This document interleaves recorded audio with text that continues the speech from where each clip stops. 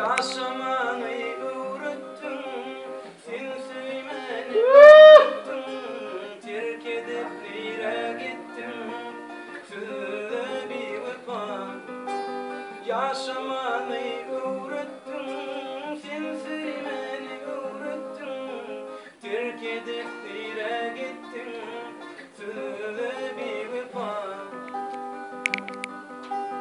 Ağır dedi seni görmek, başka yar bilen, uçuşup durdum gülüm, tutup o ellerinden, şonla görsüdüm halımı, olsa alsadım canımı, ağlasam da dinmedim, verdi yarım, gelmedim, yaşamanı öğrettim, seni sevmeni öğrettim, terk edip direnettim, söyle bir vefa.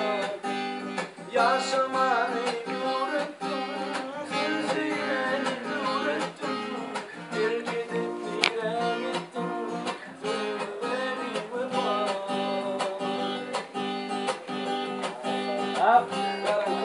Günlerim karalı, bana verin sözün sonunda yalanmayın.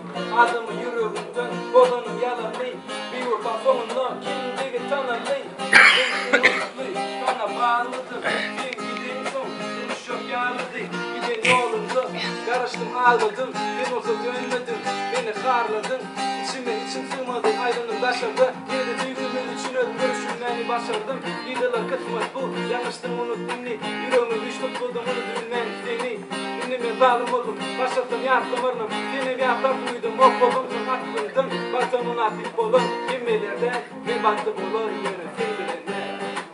Beni yakmay varım, senin gülün yanarsın.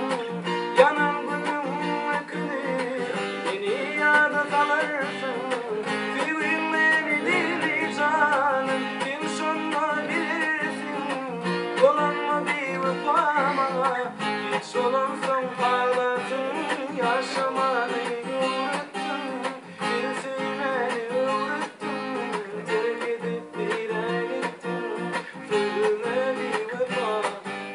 Yaşamanı öğrettim, seni sevmeni öğrettim, terk edip direnettim, söyle bir vefa.